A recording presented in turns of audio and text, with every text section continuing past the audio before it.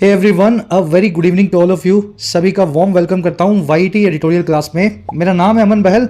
आप ही की तरह गवर्नमेंट एग्जाम्स का एस्पायरेंट रहा हूं मैं।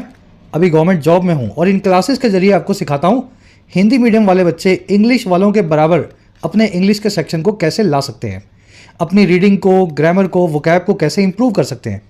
तो चलिए शुरू करते हैं फर्स्ट एडिटोरियल को द हिंदू के। बिल्डिंग कैपेसिटीज इसका टाइटल है और ये आर्टिकल लिखा हुआ है कि डोनाल्ड ट्रंप जैसी भारी मुसीबत सर पड़ने पे भी भारत जैसे देश इसमें से कैसे फायदा ढूंढ रहे हैं, आपदा में अवसर को तलाश रहे हैं। चलिए शुरू करें। सब कुछ बेसिक से होगा। क्लास को एक लाइक और एक शेयर दें। चैनल पे नए हैं तो जरूर से सब्सक्राइब कर लेना। आइए कुछ नया सीखते हैं।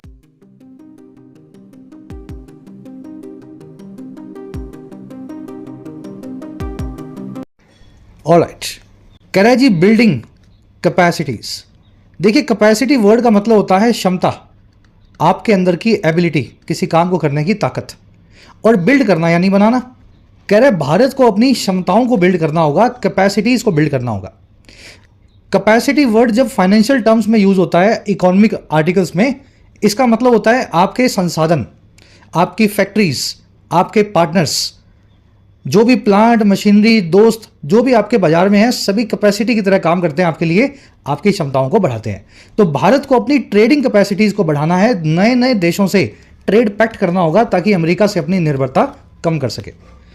चलिए टाइटल पैराग्राफ को देखते हैं क्या कहना चाह रहा है।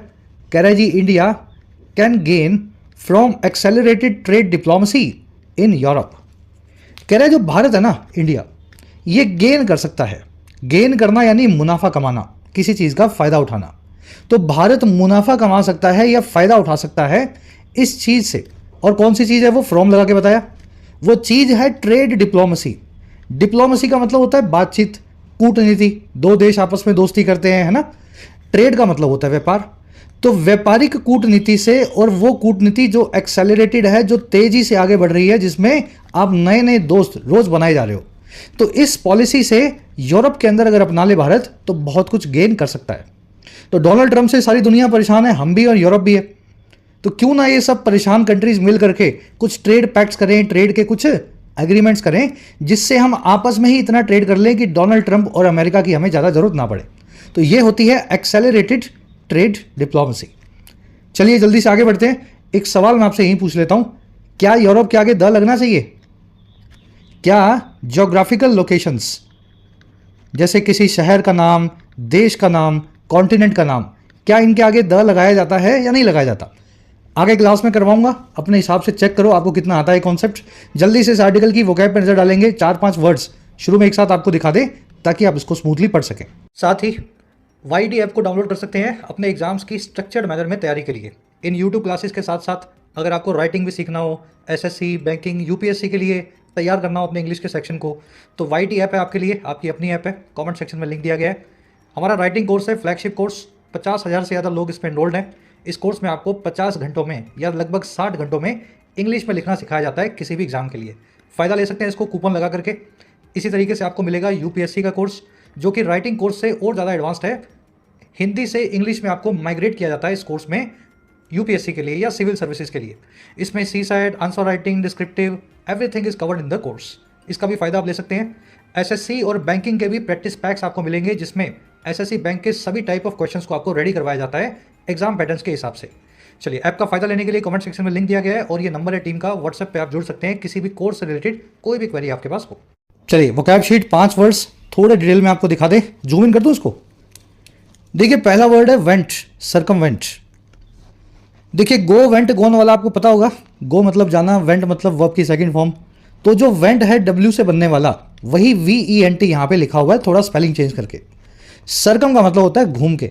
सर्कमवेंट का मतलब है किसी चीज से घूम करके जाना। आपको यहां से लेकर के यहां तक जाना है, लेकिन रास्ते में कोई रुकावट है, तो ऐसे ना जाकर के आप ऐसे चले जाओगे, ऐसे चले जाओगे, ऐसे चले जाओगे।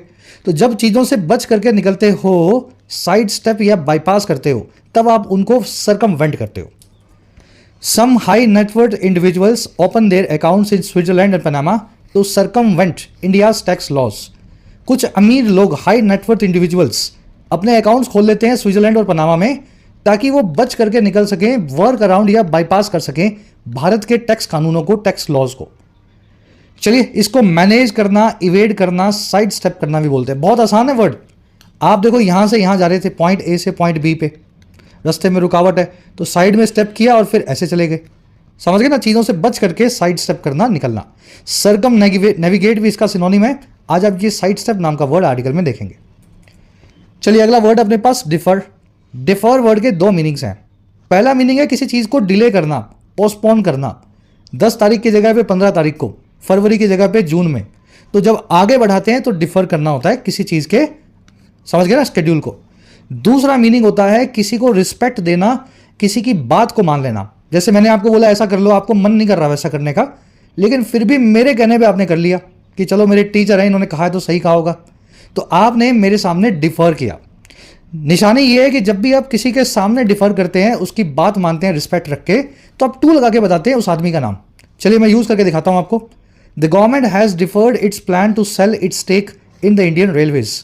सरकार ने डिफर कर दिया है या पोस्टपोन कर दिया है, आगे को खिसका दिया है अपने प्लान्स को, अपने स्टेक को सेल करने के या अपने हिस्से को बेच देने का इंडियन रेलवेज में। तो अब 2024 की जगह 25 की जगह सरकार 2030 में बेचेगी। ठीक है, ये तो हो गया डिफर बिना टू के। अब दूसरा वाला देखो, politicians should always defer to the needs and aspirations of the electorate. Politicians को, राजनेताओं को हमेशा मान लेना चाहिए या रिस्पेक्टफुली सरेंडर कर देना चाहिए। और किसके सामने? टू लगा के बता रहे, जरूरतों के सामने और एस्पिरेशंस या ख्वाबों के सामने जो उसके इलेक्टोरेट के हैं या उसके मतदाताओं के हैं। इलेक्टोरेट यानी किसी भी एरिया के सारे वोटर्स जो चुनेंगे किसी एक आदमी को, है ना, इलेक्टोरेट कहलाते हैं। तो यहां पे डिफर टू करेंगे, हमारी बातों को मानेंगे पॉलिटिशियंस, हमारी नीड्स के सामने रिस्पेक्ट पे करेंगे। चलिए, इस टू से पकड़ लोगे तो दोनों मीनिंग्स आपको याद रहेंगे। आज दूसरा वाला मीनिंग आप आर्टिकल में देखेंगे। फर्स्ट वाले मीनिंग में जब आप किसी चीज को पोस्टपोन करते हैं ना, मान लीजिए किसी चीज को आपने जो सोमवार को होनी थी बुधवार कर दिया, तो डिफर अंटिल वेंसडे ऐसा लिख सकते हैं। ठीक है, कब तक? वही बुधवार तक हमने पोस्टपोन किया, तो डिफर अंटिल वेंसडे। चलिए नेक्स्ट वर्ड अपने पास शोडाउन। शोडाउन का मतलब होता है ऐसा झगड़ा, ऐसा तमाशा जो आसपास तमाशे का माहौल कर दे, है ना, ऐसा झगड़ा। कन्फ्रंटेशन बोल सकते हैं इसको, scuffle, face of, stand of बोल सकते हैं। Shalini had a show down with her boss over a पे हाइक। शालिनी का एक तमाशा हो गया अपने बॉस के साथ में पे हाइक को लेकर के, वेतन में इजाफे को लेकर के। तो ये झगड़े और तमाशे वाला वर्ड आप आर्टिकल में देखेंगे। नेक्स्ट वर्ड अपने पास कंसिलिएशन। इसको रेकंसिलिएशन भी बोलते हैं। दोनों का मतलब एक ही है, टूटे हुए रिश्तों को फिर से जोड़ना, झगड़े को खत्म करना, दोस्ताने रिश्तों को, कोर्डियल रिलेशंस को रिस्टोर या बहाल करना। The Beijing visit of the US secretary of state has set a platform for conciliation between the two global powers. जो बीजिंग में विजिट थी अमेरिका के सेक्रेटरी ऑफ स्टेट की या फॉरेन मिनिस्टर की, उसने एक प्लेटफॉर्म सेट कर दिया है झगड़े में फिर से गर्मजोशी का या बहाली का, दो ग्लोबल पावर्स के बीच में, अमेरिका और चाइना के बीच में। ठीक है, तो कंसिलिएशन इसी से वर्ड बनता है कंसिलिएटरी, जिसमें आप सामने वाले की बात मानो, कुछ एकोमोडेट करो, कुछ झगड़े को सुलझाओ, रिश्तों को फिर से बहाल करो। कंसिलिएटरी डायलॉग्स, कंसिलिएटरी डिस्कशंस, है ना, ऐसे इस वर्ड को यूज करेंगे।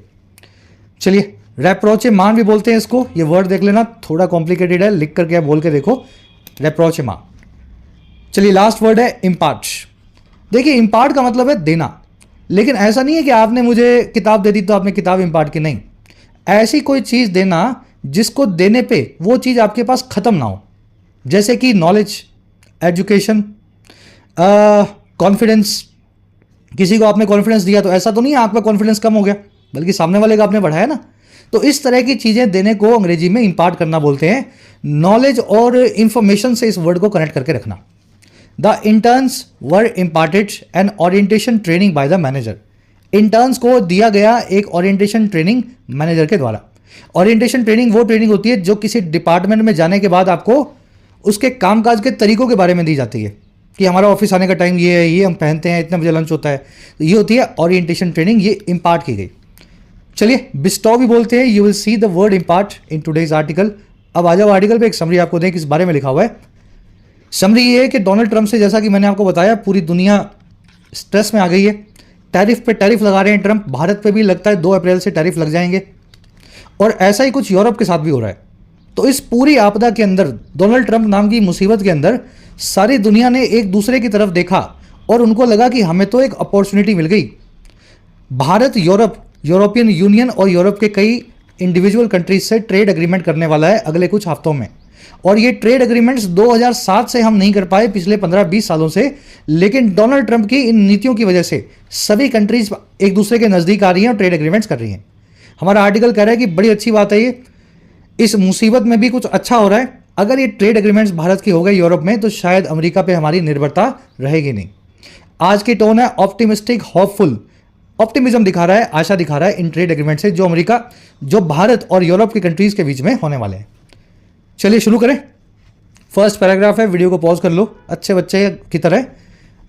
2-3 सेंटेंसेस है, पहले खुद से पढ़ के एक बार मीनिंग निकालो। क्या आप पढ़ पा रहे हो उसको? फिर मैं करवाता हूं।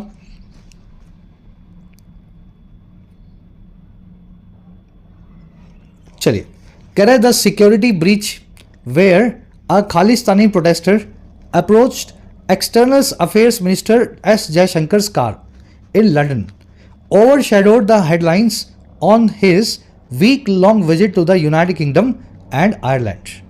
कह रहा है एक अजीब सी घटना हुई, एक सिक्योरिटी ब्रीच हुआ। ब्रीच का मतलब होता है उल्लंघन, जो चीज़ जैसी होनी चाहिए उस स्टेट में ना रहे, उसमें उल्लंघन हो जाए, कोई है ना, वायलेशन हो जाए। कह रहा है सुरक्षा में जो चूक हुई, जो वायलेशन हुआ, जहाँ पे एक खालिस्तानी प्रोटेस्टर जो था उसने अप्रोच कर दिया हमारे एक्सटर्नल अफेयर्स मिनिस्टर, हमारे फॉरेन मिनिस्टर जयशंकर साहब की कार को। और ये कहाँ हुआ? लंदन में। कह रहा है इस ब्रीच ने ना, इस सिक्योरिटी में चूक ने ओवर शेडो कर दिया या फिर अपनी परछाई में ले लिया सारी हेडलाइंस को, अखबारों की और न्यूज़ चैनल्स की। और किस चीज़ के ऊपर?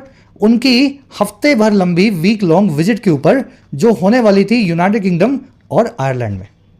तो ये विजिट जो है, इसके बारे में बातचीत नहीं हो रही। इस विजिट में क्या बातचीत हुई, कौन से ट्रेड पैक्ट्स हुए, वो सारी बातचीत के ऊपर एक और ओवर शेडो पड़ गई, एक काली परछाई पड़ गई एक खालिस्तानी के इनकी कार के पास आ जाने की घटना से।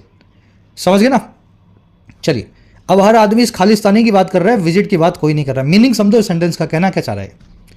चलिए, सिक्योरिटी ब्रीच सब्जेक्ट है, ब्रीच यानी उल्लंघन, वर्ब है इसकी ओवरशैडोड, वर्ब की सेकंड फॉर्म लगी हुई है पास्ट टेंस में। इस ब्रीच ने ओवरशैडो कर लिया या पूरी घटना के ऊपर अपनी परछाई डाल दी। और कुछ देखने वाला इसमें है नहीं। ये जो मैंने आपसे पूछा था, द लगेगा यूरोप से पहले या नहीं लगेगा, तो याद रखें कोई भी जगह के नाम से पहले द का इस्तेमाल नहीं होता। आपका शहर, गली, कस्बा, स्टेट, देश, कॉन्टिनेंट, इंडिया के आगे द मत लगाओ, नेपाल के आगे द मत लगाओ, आयरलैंड के आगे भी द नहीं लगेगा। बस इसका एक्सेप्शन ये है, ऐसी जगहें या ऐसे प्लेसेस के नाम जिनके पीछे या तो एस आता हो या फिर जिनके शुरू में यूनाइटेड आता हो, ऐसी सभी जगहों के आगे हम द लगाते हैं, क्योंकि इनमें प्लूरलिटी की फीलिंग आती है। जैसे द यूनाइटेड किंगडम, बहुत सारे किंगडम्स हैं, उनको यूनाइट किया गया है, प्लूरल वाली फीलिंग आ रही है, तो द लगा दिया। यूनाइटेड स्टेट्स ऑफ अमेरिका के आगे भी द लगा दो, यूनाइटेड अरब एमिरेट्स के आगे भी द लगा दो। मालदीव एक देश है जिसके पीछे नाम के एस आता है, मालदीव्स लिखा जाता है, क्योंकि बहुत सारे द्वीप है ना, मालदीव्स में पीछे एस आने की वजह से आप आगे द लगा देते हैं, द मालदीव्स। चलिए बढ़े आगे, तो ये कॉन्सेप्ट याद रखना। आगे कह रहा है जी, and the ministry of external affairs made its displeasure clear to the minister's British host. कह रहा है जी, और जो मिनिस्ट्री ऑफ एक्सटर्नल अफेयर्स है, हमारी फॉरेन मिनिस्ट्री है जयशंकर साहब की, इन्होंने बना दिया अपने डिस्प्लेजर को, अपनी नाराजगी को बहुत साफ या क्लियर। और किसके सामने बनाया? टू लगा के बता रहे, हमारे फॉरेन मिनिस्टर के ब्रिटिश होस्ट की तरफ, या फिर उनके जो अंग्रेज मेजबान थे उनको। तो जयशंकर साहब ने बड़े गुस्से में, बड़े डिस्प्लेजर के साथ में, नाराजगी के साथ में साफ साफ ये भी कह दिया कि हमें ये अच्छा नहीं लगा कि हमारी सिक्योरिटी यहाँ पे बहुत अच्छी नहीं थी, है ना, कोई खालिस्तानी हमारी कार के पास आ गया तो ये हमें भी अच्छा नहीं लगा। तो he has made his displeasure clear to the British host. Host होता है मेजबान, डिस्प्लेजर होता है नाराजगी। चलिए आगे बढ़ेंगे नेक्स्ट पैराग्राफ पे।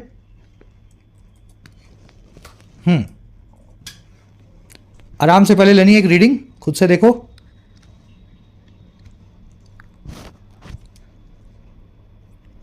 चलिए, कह रहे the schedule visit however was not changed and mister Jaishankar side step the square.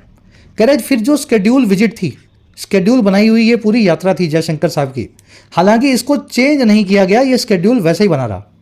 और जयशंकर साहब ने साइड स्टेप कर दिया, वो बच के निकल आए इस स्केयर से, इस बहुत डरावनी घटना से। स्केयर मतलब जिसमें स्केरीनेस हो, जिसमें डर हो, फियर हो, ऐसा कोई अटैक, ऐसी कोई घटना। तो जयशंकर साहब क्या क्या किया उन्होंने, वो इस घटना से उबर करके साइड में आ गए। उन्होंने बोला यार ये जो होना था वो हो गया, मैं जो काम करने आया वो करके जाऊंगा। तो और साइड स्टेप इन्होंने कैसे किया, announcing that Indian UK relations were set for a very big pickup despite there complex history and current problems. ये सारा काम इन्होंने किया अनाउंस करते हुए, ऐलान करते हुए कि भारत और यूके के, इंग्लैंड के रिलेशंस सेट हैं, रेडी हैं, तैयार हैं एक बहुत बड़े पिकअप के लिए, एक और बहुत बड़ी मजबूती या उछाल के लिए। पिकअप यानी किसी चीज़ में ऊपर उछाल आना है ना, किसी चीज़ की स्ट्रेंथ बढ़ जाना। तो हमारे रिश्तों में भी स्ट्रेंथ बढ़ने वाली है, इसके लिए हम तैयार हैं। और कैसे तैयार है, बावजूद, डिस्पाइट, बावजूद हमारी कॉम्प्लेक्स हिस्ट्री के, बहुत ही पेचीदा इतिहास के, और करंट प्रॉब्लम्स के, हाल में जो प्रॉब्लम्स दोनों कंट्रीज के बीच में है। चलिए, स्केड्यूल विजिट्स सब्जेक्ट है आपका, इसको चेंज नहीं किया गया पैसिव वॉइस में, तो वॉज नॉट चेंज्ड। ठीक है, पैसिव वॉइस लगा हुआ यहां पे, विजिट को वॉज नॉट चेंज्ड। जयशंकर साहब ने साइड स्टेप कर दिया, सब्जेक्ट नंबर 2 जयशंकर, वो है इनकी साइड स्टेप। साइड स्टेप करना, किसी चीज से साइड हटना, सरकम नेविगेट, सरकम बाईपास करना, ठीक है ना। स्केयर मैंने आपको बता दिया, ऐसी घटना जिसमें आपको डर लगे। अनाउंसिंग यहाँ पे प्रेजेंट पार्टिसिपल वर्ब के आईएनजी फॉर्म है। जब जयशंकर साहब ने साइड स्टेप किया तब वो अनाउंस भी कर रहे थे, इस बात का ऐलान भी कर रहे थे। और ऐलान ये किया, हमारे रिश्ते वर, वो थे सेट यानी तैयार। सेट यहाँ पे एडजेक्टिव है, रिश्तों की वर्ब है वर। चलिए आगे बढ़ते हैं। डिस्पाइट का मतलब होता है बावजूद, इसको इन स्पाइट ऑफ भी, इन स्पाइट ऑफ भी बोलते हैं। कह रहे India is building its capacities in the UK with 2 consulates in Manchester and Belfast. While Mr. Jayashankar's extended talks with UK Foreign Secretary David Lammy focused on the much delayed conclusion of a free trade agreement. कह रहा है जी भारत जो है, India, वो कर रहा है build, वो कर रहा है, बना रहा है। और क्या बना रहा है, अपनी कैपेसिटीज़ को, अपनी क्षमताओं को। और कहाँ पे, यूके के अंदर नई प्लांट्स लगा रहा है, नई फैक्ट्रीज लगा रहा है, नए लोगों से डील कर रहा है, एग्रीमेंट कर रहा है। और कह रहा है ये काम कैसे होगा, 2 कॉन्सुलेट्स बनेंगे, 2 दूतावास बनेंगे यूके के अंदर। पहला बनेगा मैनचेस्टर में, दूसरा बनेगा बेलफास्ट में। तो ये कर रहा है भारत एज ए कंट्री।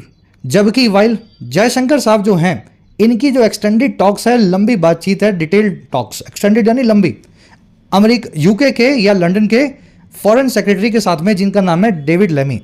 कह रहा है इन्होंने फोकस किया, इन बातचीत का फोकस रहा, और किस चीज़ पे, उस डिलेड कंक्लूजन पे, उस ऐसे कंक्लूजन पे जो बहुत देरी से आ रहा है, एक फ्री ट्रेड अग्रीमेंट पे या एफटीए पे। तो 2007 से, जैसा मैंने आपको बताया, हम एफटीए की बात कर रहे हैं कि इंग्लैंड हमें कुछ भेजे, हम इंग्लैंड को कुछ भेजें तो कोई टैक्स ना लगे। ये होता है फ्री ट्रेड अग्रीमेंट। तो इस पे इनकी बातचीत फोकस्ड रही कि इसका क्या करना है। 2025 आ गया, 20 साल हो गए, अब इसको करें या ना करें।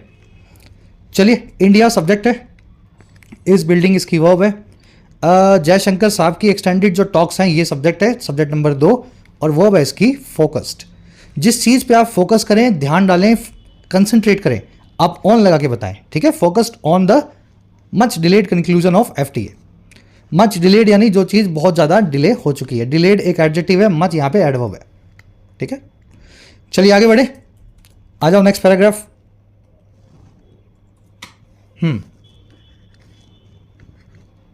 जल्दी से रीडिंग ले लो इसकी फटाफट से। चलिए, कह रहा the agreement which was due to be finished after UK's Brexit in 2020 has missed deadlines. कह रहा है ये जो अग्रीमेंट था, जो कि ड्यू था या फिर बकाया था। जब कोई चीज़ ड्यू होती है तो बकाया होती है। और किस चीज़ के लिए बकाया था, फिनिश होने के लिए या पूरा होने के लिए। अभी तक हुआ नहीं है। और कब, यूके की ब्रेक्सिट के बाद में, यूके के यूरोपियन यूनियन को छोड़ देने के बाद में 2020 के अंदर। ब्रेक्सिट एक इवेंट है, आपको पता होगा, जब ब्रिटेन ने एग्जिट मार दिया यूरोपियन यूनियन से, उसको ब्रेक्सिट बोल देते हैं। कह रहे ये एग्रीमेंट जो है ना, 2020 से जो बकाया था, इसने मिस कर दिया है डेडलाइंस को। इसने बहुत सारी लास्ट डेट जो है वो मिस कर चुका है। अग्रीमेंट सब्जेक्ट है, हैज मिस्ड इसकी वर्ब है। ड्यू मैंने आपको बता दिया, पेंडिंग। कह रहा है जी talks over an FTA dominated discussions in Ireland too and came days after India and European Union और EU committed to concluding their bilateral trade agreement और बीटीए। सेंटेंस बहुत लंबा है, अभी डैश लग रहा आगे, मैं इसको छोड़ देता हूं, इतना ही पढ़ेंगे पहले। कह रहा है फिर बातचीत, ये तो इंग्लैंड के साथ में हो रही थी, यूके के साथ में, यूरोप में और भी तो लोग हैं ना। तो कह रहा है यूके को छोड़ो, बातचीत जो थी हमारी एक फ्री ट्रेड एग्रीमेंट को लेके, इन बातचीतों ने डोमिनेट किया डिस्कशंस को आयरलैंड नाम के देश में भी। और कह रहे ये कई दिनों के बाद आई, केम आफ्टर डेज हुई। इंडिया और यूरोप के या यूरोपियन यूनियन ने जब कमिट कर दिया या वचन दे दिया, वादा कर दिया कि वो कंक्लूड करेंगे, पूरा करेंगे, परवान चढ़ाएंगे एक बायलैटरल ट्रेड एग्रीमेंट को। तो इंग्लैंड से बातचीत चल रही है, यूरोपियन यूनियन से भी बातचीत हो चुकी है और उसके बिल्कुल बाद में आयरलैंड से भी बातचीत हुई। सबके साथ में इंडिया के एग्रीमेंट्स होने वाले हैं। अब ये बायलैटरल ट्रेड एग्रीमेंट क्या है, डैश लगा रहा है, for which talks began in 2007 by the end of 2025। ये वो बायलैटरल एग्रीमेंट है जिससे बातचीत शुरू हुई थी, जिसको लेकर के सन 2007 में।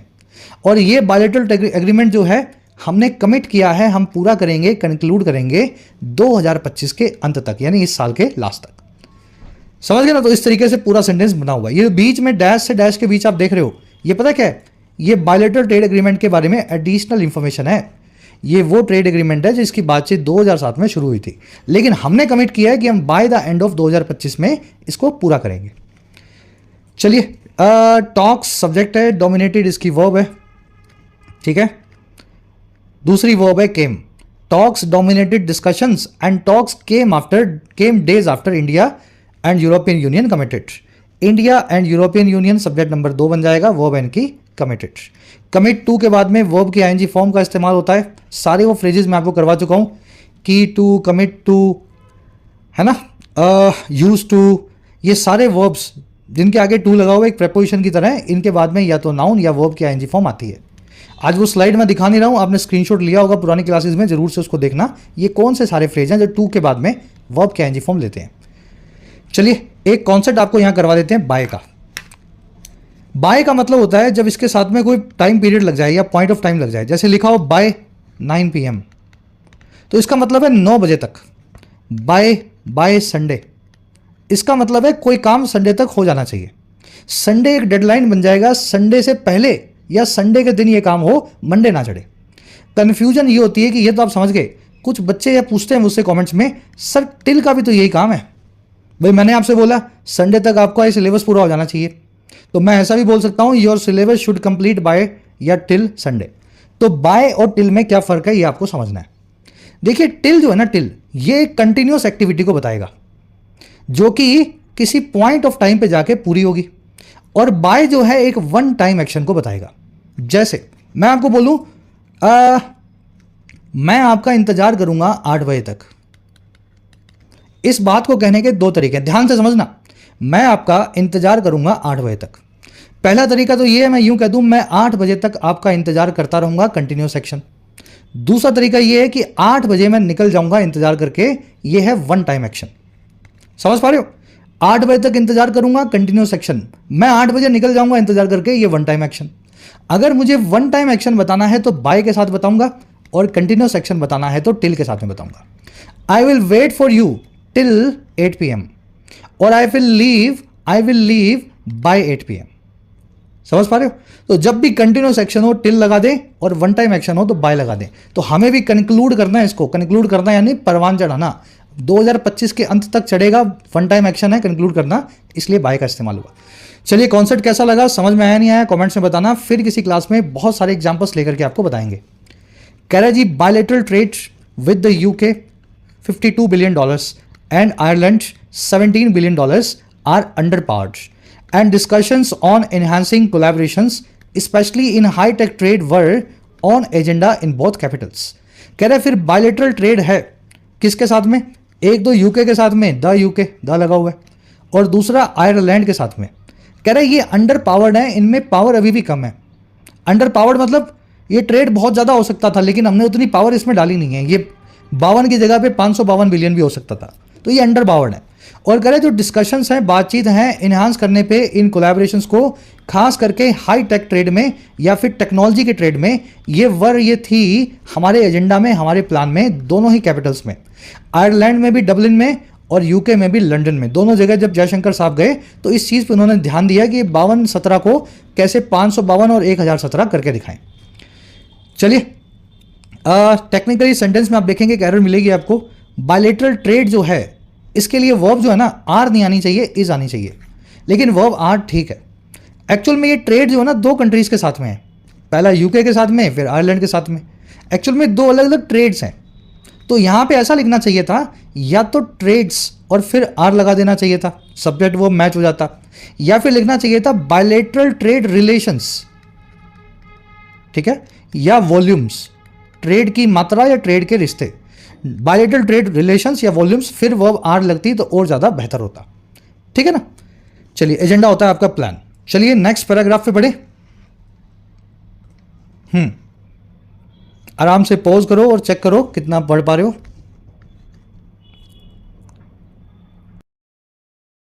आगे करें जी, the FTA talks which UK restarted last month and India EU another round this week will benefit from India's more conciliatory position on import duties with the US।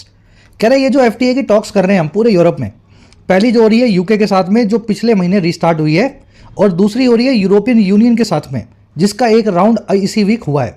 कह रहे ये सारी टॉक्स जो है ना ये बेनिफिट करेंगी, इनमें हमें बेनिफिट मिलेगा। और किससे? भारत के और ज़्यादा मोर कंसीलेटरी पोजीशन से। पोजीशन यानी मुद्रा, कंसीलेटरी मतलब जिसमें आप झगड़ों को सुलझाएं, सामने वाले की बात मानें, कुछ अपनी मनवाएं, रिकन्सिलिएशन करें। तो भारत ने जो झगड़ों को सुलझाने वाली पोजीशन ली है इंपोर्ट ड्यूटीज़ को लेकर के अमेरिका के साथ में, उससे हमें यूरोप में भी बहुत फ़ायदा मिलेगा। समझ गए? चलिए इतना ही समझ लो, आगे फिर लंबा है ना सेंटेंस। FTA टॉक्स की वर्ब है विल बेनिफिट। ये टॉक्स हो रही हैं यूके के साथ में, पिछले महीने शुरू हुई हैं, और हो रही हैं EU के साथ में जो अभी इस हफ्ते चल रही है। आगे कह रहा है जी which have been a sticking point for them as well. कह रहा है ये वही मुद्दा है टैरिफ ड्यूटीज़ का या इंपोर्ट ड्यूटीज़ का जो भारत भर भर के दुनिया भर में टैक्स लगाता है। कह रहा है ये रहा है एक स्टिकिंग पॉइंट या झगड़े की वजह इन दोनों पार्टनर्स के साथ भी, यूरोप में UK और EU के साथ में भी। तो हमारे इनके साथ ट्रेड पैक्ट्स इसीलिए नहीं हो पा रहे क्योंकि कई सालों से ये कह रहे हैं कि आप पहले टैक्स कम करो, भारत को कह रहे हैं अपने बाजारों का हमें एक्सेस दो। तो हमने अभी टैक्स अमेरिका के सामने कम किए हैं, तो इससे हमें यूरोप में भी फायदा मिलेगा। चलिए, विच आया है इंपोर्ट ड्यूटीज़ के लिए, विच की वर्ब है हैव बिन। स्टिकिंग पॉइंट मतलब एक ऐसा पॉइंट जहां सब कुछ स्टिक कर गया है, चिपक गया है, आगे प्रोग्रेस नहीं हो पा रही। कह रहे the government's decision to reduce tariffs on wines and spirits, motor and electric vehicles in difference to the US President Trump's demands is a case on in point। कह रहे सरकार का हमारी जो डिसीजन है, फैसला है, और कौन सा फैसला भाई? रिड्यूस कर देने का, कम कर देने का हमारे द्वारा लगाए जाने वाले टैक्सेस को। और किस किस पे लगाते थे हम? वाइन पे लगाते थे, स्पिरिट यानी अल्कोहल्स पे लगाते थे, मोटर और इलेक्ट्रिक व्हीकल्स पे लगाते थे। और ये फैसला कैसे आया? ये अपने आप नहीं आया, ये आया घुटने टेक करके डेफरेंस में। डेफरेंस करना, किसी के सामने सरेंडर करना, रिस्पेक्ट दिखाना, उसकी बात मानना। ये फैसला आया रिस्पेक्ट दिखाते हुए, घुटने टेकते हुए अमेरिकी प्रेसिडेंट डोनाल्ड ट्रंप की डिमांड के सामने, इनकी मांगों के सामने। कह रहा है ये एक केस इन पॉइंट है, इस चीज़ का बड़ा अच्छा एग्जाम्पल है। कह रहा है and more cuts are expected in negotiating an India US BTA। और कह रहा है और भी ज़्यादा टैक्स में कटौतियाँ एक्सपेक्टेड हैं जब निगोशिएट हो रहा होगा एक भारत और अमेरिका का बायलेटरल ट्रेड अग्रीमेंट। समझ गए? चलिए, गवर्नमेंट्स डिसीजन जो है सब्जेक्ट है, वर्ब है इसकी इज। ये डिसीजन आया इन सभी चीज़ों पे टैरिफ कम करने का, और ये आया है डेफरेंस करते हुए या डिफर करते हुए अमेरिका के प्रेसिडेंट की डिमांड के सामने। डिफर करना टू लगा के बताते हैं आप किसी चीज़ के सामने जब घुटने टेक रहे हो, किसी की विश मान लें, सरेंडर कर दें, ठीक है। मोर कट्स की वर्ब है आर एक्सपेक्टेड पैसिव वॉइस में। निगोशिएट करना, मोल भाव करना, बातचीत या डिस्कशन करना किसी चीज़ के ऊपर। चलिए नेक्स्ट पैराग्राफ। ये थोड़े से मुझे पता है बोरिंग भी लगते हैं और थोड़े से पढ़ने में मुश्किल होते हैं, लेकिन मज़ा लिया करो इनका। पीछे की कहानी जब निकाल लोगे तो ये पढ़ने में आपको मज़ा आएगा। आराम से इसकी एक रीडिंग लो। कह रहा है जी in that sense Mr. Trump's reordering of US alliances and trade policy may well have been the wind in Mr. Jaishankar sails। कह रहा है अगर इस सेंस में देखा जाए तो ट्रंप साहब का जो रीऑर्डर करने का काम है, रीऑर्डर करना यानी नए ऑर्डर में, नए क्रम में चीज़ों को बिठाना, और किसको? अमेरिका के अलायंसेस को या रिश्तों को, और अमेरिका की ट्रेड पॉलिसी को।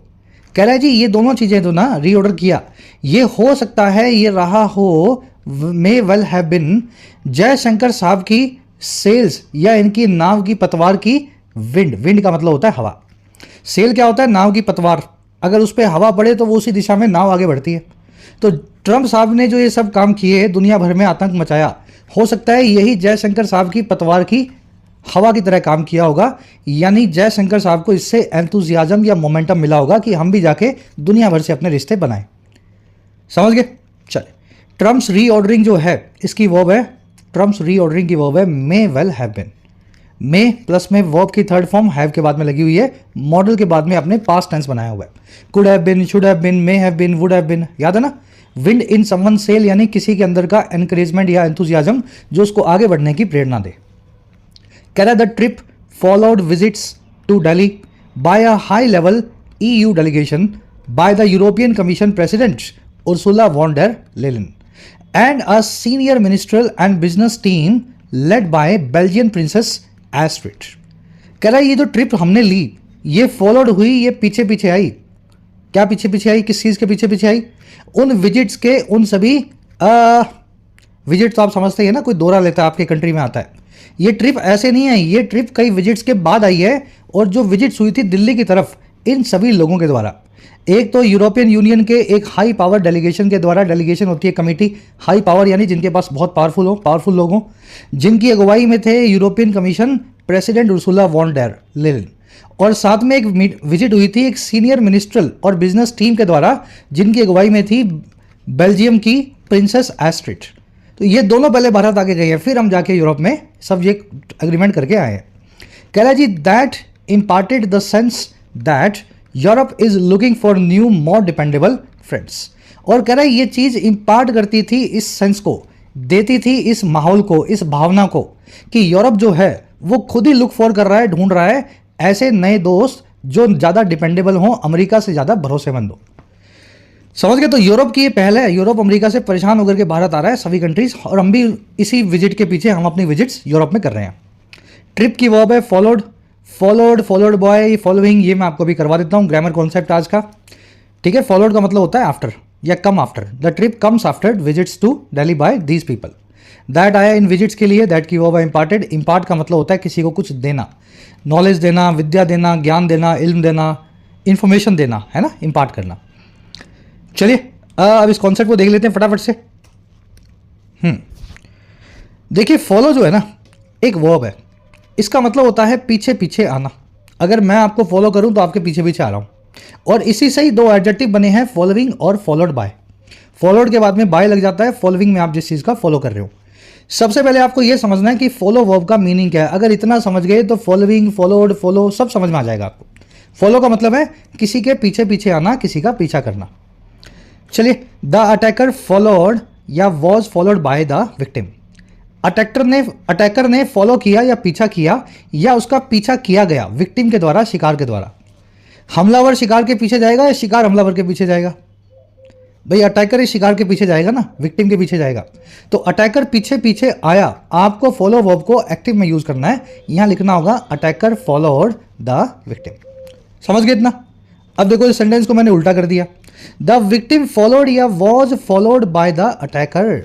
हिंदी में मीनिंग ये निकलेगा कि विक्टिम को अटैकर के द्वारा फॉलो किया गया या विक्टिम के पीछे पीछे अटैकर आया। अब देखो विक्टिम किसी को फॉलो नहीं कर रहा, विक्टिम को फॉलो किया जा रहा है। यानी फॉलो वर्ब को एक्टिव में ना यूज करके पैसिव में यूज करना होगा। और मैं लिख सकता हूं was followed by the attacker, victim was followed by the attacker. इतना समझ गए तो ये कॉन्सेप्ट समझ में आ जाएगा। अब आगे का एडवांस पार्ट भी दिखाते हैं आपको। संडे फॉलोज या इज फॉलोड बाय मंडे। ध्यान से समझना इसको। संडे फॉलो करता है या फॉलो किया जाता है मंडे के द्वारा। पहले ये बताओ, संडे मंडे से पहले आता है बाद में आता है? पहले ही आता है ना। पहले संडे, फिर मंडे, फिर ट्यूसडे, फिर वेंसडे। यानी संडे पहले आता है, मंडे बाद में आता है। अगर मैं ऐसा लिख दूं संडे फॉलोज मंडे, तो इसका मतलब क्या है? संडे मंडे के पीछे पीछे आता है। गलत बात है। पहले संडे आएगा फिर मंडे आएगा, पीछे पीछे नहीं, आगे आगे आता है। यानी संडे के बाद में एक्टिव में फॉलोज लिखने से काम नहीं चलेगा, आपको पैसिव में लिखना पड़ेगा Sunday is followed by Monday. हाँ, मंडे फॉलो संडे, मंडे जो है संडे के पीछे पीछे आता है। अगर इतना समझ गए तो अब इसकी एडजेक्टिव फॉर्म को समझो। फॉलो को फॉलोइंग और फॉलोड कब बनाना है? Rescue efforts were ongoing following या followed by the quake. Quake का मतलब होता है भूकंप। रेस्क्यू के या बचाव के एफर्ट्स चल रहे थे अर्थक्वेक के बाद। बचाव के एफर्ट्स कब चलते हैं? अर्थक्वेक से पहले या बाद में? भाई अर्थक्वेक आएगा, लोग नीचे दबेंगे, तभी कोई आएगा आपको बचाएगा। अर्थक्वेक आया नहीं तो आपको क्या बचाना है? उस केस में तो आपको बस वहां से भगा देना है। यानी रेस्क्यू एफर्ट्स तब आए हैं जब क्वेक आ चुका है। They were ongoing following the quake. समझना इस चीज को, फॉलोइंग यानी कमिंग आफ्टर। फॉलोइंग को आप कमिंग आफ्टर से भी या सिर्फ आफ्टर से भी रिप्लेस कर सकते हैं। The rescue efforts were on going following the quake. अब ये जो देखो फॉलोड बाय, ये कब लिखना है ये भी देख लो। द विक्ट्री फॉलोइंग या followed bye celebrations was historic. ये जो विक्ट्री थी, जो फॉलोड बाय या फॉलोइंग थी सेलिब्रेशंस के या जश्न के, ये बड़ी हिस्टोरिक थी। विक्ट्री पहले होती है या सेलिब्रेशन पहले होता है? पहले जीतते हो या जश्न मनाते हो? पहले जीतोगे फिर जश्न मनाओगे ना। तो विक्ट्री हुआ पहले, जश्न मनाया गया बाद में। तो विक्ट्री जो है जश्न को फॉलो करेगी या फॉलोड बाय होगी? अगर फॉलो करेगी तो विक्ट्री बाद में आएगी, ये तो गलत बात होगी। यानी victory followed by celebrations was historic. फिर सुन लेना, विक्ट्री फॉलोइंग सेलिब्रेशंस का मतलब क्या होगा? पहले तो जश्न मना लिया गया, उसके बाद भारत मैच जीता। उल्टी बात कर दी ना ये तो victory followed by celebrations was historic. एक बार इसको रिपीट कर लेना, बड़ा कॉम्प्लेक्स कॉन्सेप्ट है, लेकिन मैंने मैथ्स की भाषा में समझाने की कोशिश की आपको। लॉजिकली समझोगे तो याद रहेगा। लास्ट क्वेश्चन दे रहा हूं आपको क्लास वर्क के तौर पे, गलत हो जाए कोई बात नहीं, टेंशन मत लो, लेकिन डालना। फॉलोइंग या followed by months of uncertainty the project finally reached completion. Following या followed by months of uncertainty project finally completion पे पहुंचा। दिमाग में सिर्फ ये सोचना, पहले अनसर्टेनिटी आती है या पहले कंप्लीशन होता है? चलो कमेंट्स में डालो, सही गलत होगा आपको वहीं पे इसका रिव्यू मिल जाएगा। आगे बढ़ते हैं।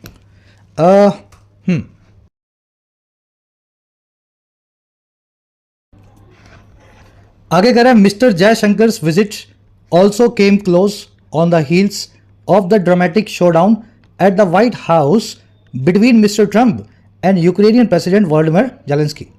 कह रहा है जयशंकर साहब की जो विजिट थी, ये साथ ही क्लोज ऑन द हील्स कम हुई। हील का मतलब होता है एडी, कम होता है आना, और क्लोज मतलब बिल्कुल नज़दीक या पीछे पीछे। ये जयशंकर की जो विजिट साहब की जो विजिट है, ये बिल्कुल पीछे पीछे आई है, क्लोज कम ऑन हील हुई उस ड्रामेटिक शोडाउन के, उस ड्रामा भरे तमाशे के जो हुआ था व्हाइट हाउस में ट्रंप और जेलेंस्की के बीच में। कह रहे which led to an urgent summit of non US NATO countries being held in London. कह रहे जो चीज हमें लीड टू भी कर गई एक अर्जेंसी में होने वाले समिट की तरफ या कॉन्फ्रेंस की तरफ, ऐसी नेटो कंट्रीज का जिसमें अमेरिका शामिल नहीं था, नॉन यूएस नेटो कंट्रीज थी, और जिसको हेल्ड भी किया गया, रखा गया लंदन में। कह रहे where UK prime minister Keir Starmer committed to support Ukraine with a coalition of the willing. और ये वही मीटिंग है जहां पे यूके के जो पीएम साहब हैं, केयर स्टामर साहब, इन्होंने कमिट कर दिया, कसम खा ली, भरोसा जताया कि ये सपोर्ट करेंगे यूक्रेन को एक ऐसे कोलिशन के साथ में या ग्रुप के साथ में, या कोलिशन समझते ना, आपसी जो समझौता होता है जो होगा विलिंग का, ऐसी कंट्रीज का जो खुद विलिंग है, सामने से यूक्रेन को चाहती हैं मदद करना। लंबा सेंटेंस है लेकिन इसमें कॉन्टेक्स्ट बताया गया, ये मीटिंग कैसे हुई है। ये सब इकट्ठा हुए थे ट्रंप से परेशान होके, बीच में जयशंकर साहब भी आ गए, इन्होंने ट्रेड वाली मीटिंग कर ली। तो ये बिल्कुल इस मीटिंग के क्लोज ऑन द हील्स हुई है। जयशंकर विजिट की वर्ब है केम, शोडाउन यानी तमाशा, ऑलरेडी इस वर्ड को आप देख चुके हैं, झगड़े भरा तमाशा। विच आया है इन दोनों के झगड़े के लिए, विच की वर्ब है लेड टू। समिट का मतलब होता है टॉप कॉन्फ्रेंस, शिखर वार्ता। यूके प्राइम मिनिस्टर सब्जेक्ट है, वर्ब है इनकी कमिटेड, इन्होंने कमिट किया कि ये सपोर्ट करेंगे। कॉलिशन होता है ना, एक अग्रीमेंट, ग्रुपिंग। कह रहा है as geopolitical and geo financial calculations are being reworked across the Atlantic, India stands to gain by accelerated diplomacy and offering a hand of friendship to both sides। कह रहा है जी जैसे जैसे जो इंटरनेशनल और जियो फाइनेंशियल कैलकुलेशन है, जियो political यानी international politics से जुड़ी हुई, जियो फाइनेंशियल मतलब अंतर्राष्ट्रीय इकोनॉमी से जुड़ी हुई। कह रहा है जैसे जैसे ये सारी कैलकुलेशन, सारे गणित, इनको रीवर्क किया जा रहा है, इनको फिर से बनाया जा रहा है across the Atlantic, Atlantic ocean के दोनों तरफ यानी वेस्ट के अंदर। कह रहे वैसे वैसे भारत स्टैंड टू गेन करता है। स्टैंड टू गेन करना यानी गेन करने की पोजीशन में होना, फायदा उठाने की पोजीशन में होना। और किससे? एक्सेलरेटेड डिप्लोमेसी से, ऐसी डिप्लोमेसी से जिसमें जल्दीबाजी हो, एक्सेलरेशन हो, और ऑफर करके या दे करके एक हैंड ऑफ फ्रेंडशिप का, दोस्ती का हाथ दोनों ही साइड्स को, अमेरिका और यूरोप दोनों को। समझ गए? तो दुनिया भर में सारे सिस्टम बदल रहे हैं डोनाल्ड ट्रंप के आने के बाद। भारत को मौका मिलता है सबसे दोस्ती का हाथ बढ़ा के सबसे कुछ फायदा ले सके। चलिए, कैलकुलेशंस की वर्ब है आर बीइंग रिवर्क्ड, कैलकुलेशन को रिवर्क किया जा रहा है। इंडिया की वर्ब है stands, when you stand to do something, आप एक पोजीशन में हो, स्टैंड टू गेन कर रहे हो तो फायदे की पोजीशन में, स्टैंड टू लूज यानी नुकसान की पोजीशन में। चलिए रैप अप करते हैं क्लास को, आ जाओ जल्दी से अपने क्विज पे। इस आर्टिकल की टोन आपको क्या लगती है? ऑथर की किस टोन में लिखा हुआ आर्टिकल है? बहुत आसान क्वेश्चन है, खुद से ट्राई देनी है इसको। टोन है आज की ऑप्टिमिस्टिक, होपफुलनेस दिखा रहा है, आशावाद दिखा रहा है, बस यही तो टोन है। चलो अब सेकंड में थोड़ा ध्यान देना। ऑथर क्यों ऐसा सजेस्ट करता है कि जियोपॉलिटिकल शिफ्ट जो है अटलांटिक में या फिर यूरोप में और अमेरिका के बीच में, वो भारत को मदद करेंगे? ऐसा क्यों बोलता है कि इससे भारत को कुछ फायदा मिल सकता है? देखिए, इसलिए फायदा मिलेगा क्योंकि यूरोप और यूएस एक दूसरे पे भरोसा नहीं कर रहे और इनको चाहिए एक पार्टनर। तो यूरोप भी पार्टनर ढूंढेगा इंडिया में, यूएस भी पार्टनर ढूंढेगा इंडिया में। चाइना से सब परेशान है और रशिया का अलग ही केस है। तो इसलिए हमें फायदा हो सकता है क्योंकि इससे एक अपॉर्चुनिटी मिली है एक गैप को फिल करने की, ट्रस्टेड पार्टनर का। हर तरफ से हम सबका ट्रस्टेड पार्टनर बन सकते हैं। ठीक है, सेकंड का आंसर बनेगा सी। थर्ड क्वेश्चन, इंडिया के ट्रेड डिप्लोमेसी एफर्ट्स के बारे में क्या इन्फर किया जा सकता है? क्या इन्फ्रेंस इन चारों में से आप निकाल सकते हैं? हम कैसे एफर्ट्स कर रहे हैं या उनकी सिग्निफिकेंस क्या है?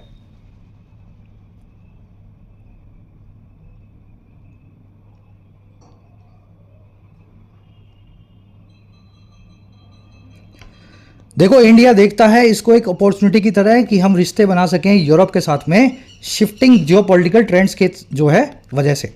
बस यही सिग्निफिकेंस है इंडिया की डिप्लोमेसी एफर्ट्स की। हम इतना जान और वक्त इसीलिए इसमें लगा रहे हैं ताकि हम इस मौके का फायदा उठा सकें, यूरोप के साथ में अच्छे टाइज बिल्ड हो सकें। थोड़ा मेंस लेवल का क्वेश्चन था, ए और बी भी आंसर बन सकते थे, लेकिन सी जो है सबसे बेटर ऑल्टरनेटिव है इस केस में। आपको सबसे बेहतर वाला आंसर चूज करना होता है ना। चलो लास्ट में सारे क्वेश्चंस खुद से करेंगे आप। Wind in someone sell, impart के साथ में क्या कोलोकेशन लगेगा? सरकमवेंट वर्ड का मीनिंग पूछा है और रेप्रोचिमान इस वर्ड का आपको शो डाउन और रिकंसिलेशन में से एक मीनिंग ढूंढना है। 3 एरर्स मिलेंगी लास्ट में, सब खुद से ढूंढनी है। फर्स्ट कमेंट में मैंने आंसर डाल दिए हैं। आउट ऑफ 10 कितने मार्क्स मिले मेरे आंसर से अपने चेक करके बताना। कल की क्लास में होगी मुलाकात, अंटिल देन। और हाँ, ऐप को जरूर डाउनलोड कर लें। कमेंट सेक्शन में ऐप का लिंक दिया गया है। जो भी कोर्स आपकी नीड है, अफोर्डेबल प्राइस में आप अपने एग्जाम को प्रिपेयर कर सकते हैं, एसएससी, बैंकिंग, यूपीएससी या स्टेट पीएससी एग्जाम को। ये टीम का नंबर है, इस पर व्हाट्सएप करके आप टीम से बात भी कर सकते हैं अगर आपकी कुछ क्वेरीज हो।